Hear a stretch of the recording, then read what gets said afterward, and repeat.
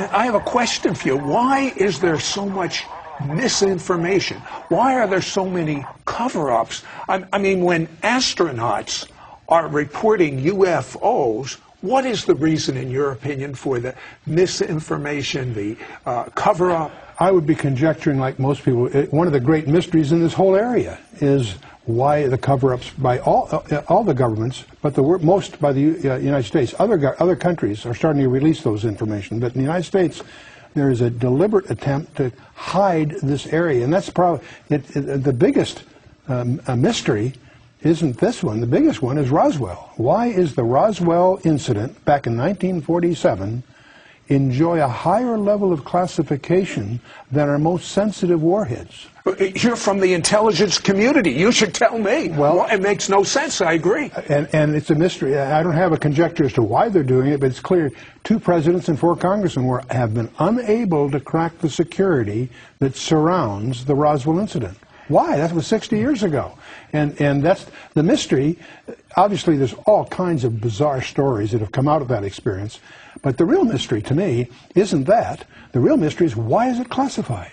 Why does the government hide it? And I don't have any conjectures. I think those conjectures are just as wild as the other conjectures about the UFOs. According to your tapes, this cover-up was very unusual because some 30 newspapers reported it in 47, and then just immediately after, what happened? Yeah, Blanchard, the colonel of the base, when the Roswell thing first happened, issued a press release that a saucer had landed and so forth. Within a few hours, 400 miles away, the Brigadier General in charge of the 8th Air Force countermanded that press release and hatched this story about it was a weather balloon and so forth.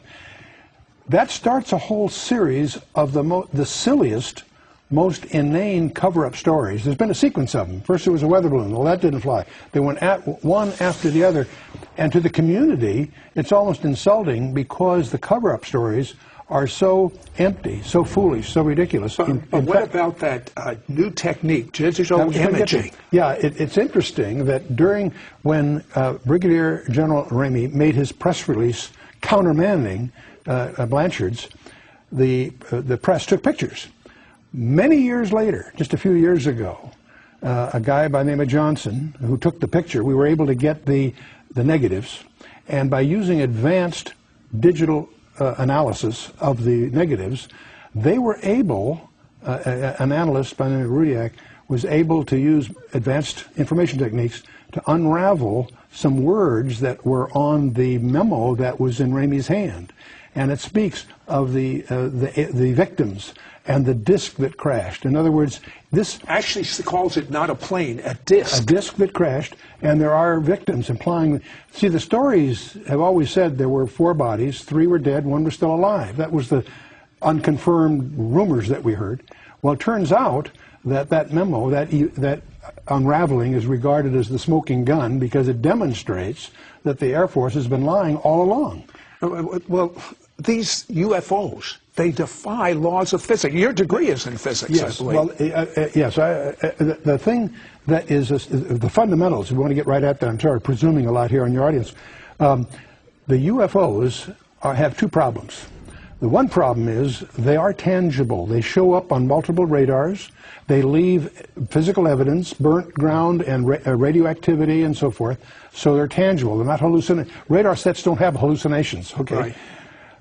On the other hand, they make right-angle turns at exotic speeds. They go faster than the speed of sound without sonic booms. They do things that seem to violate physical laws, and yet they are physical in one sense, and yet they're not physical in another.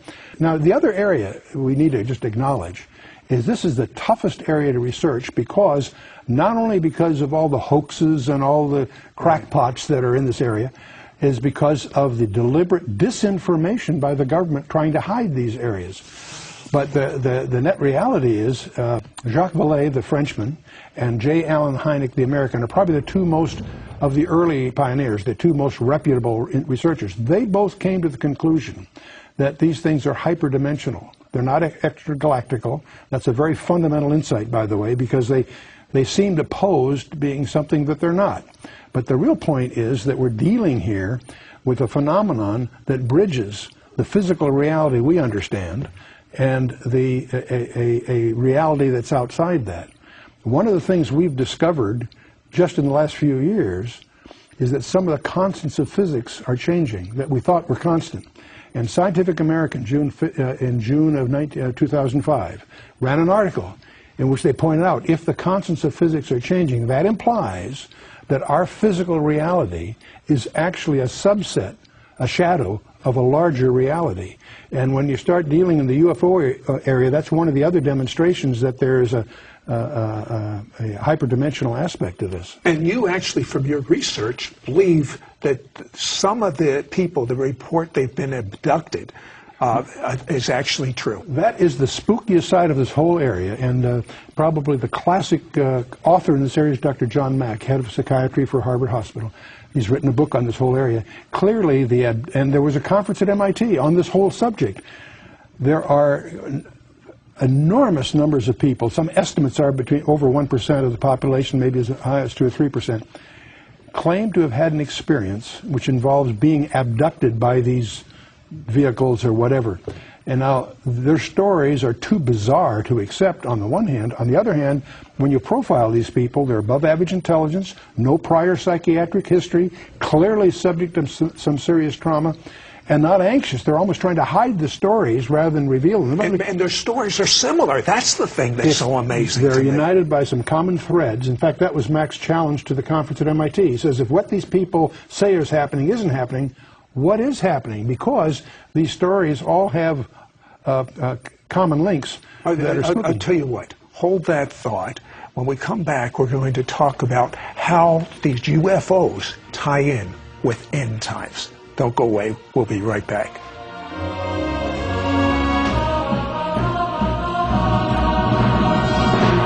We'll be right back to It's Supernatural.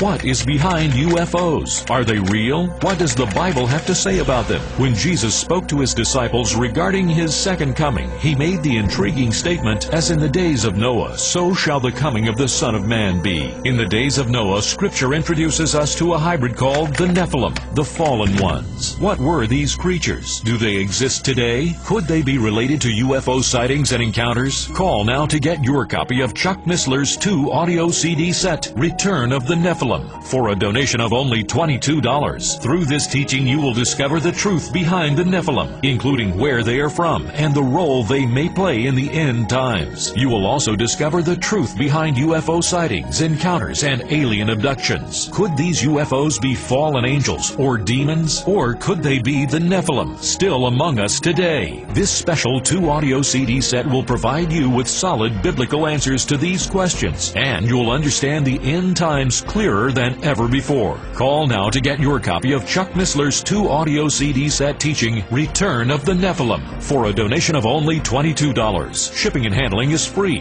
Ask for offer number 1243. Call now or write to Sid Roth. It's Supernatural. Post Office Box 1918, Brunswick, Georgia 31521. Please specify offer number 1243 or log on to sidroth.org. Call or write today.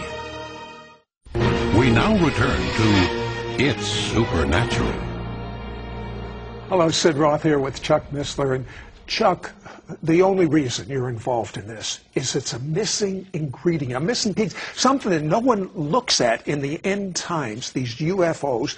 Are these people around today, in your opinion, these descendants of the Nephilim? I wouldn't be a bit surprised. Well, not necessarily as descendants directly, because I think that's been dealt with. But I think there's, but at the same time, I do suspect that the UFOs are in effect a modern day echo, if you will, and that may be what Jesus was talking about when he says, "As the days of Noah were." That there's he's implying a parallelism, and so that's why we got interested in this in the first place. And if that's true, we can test it very simply, because if we're correct, these events are going to increase as we get increasingly closer to what we call the end times.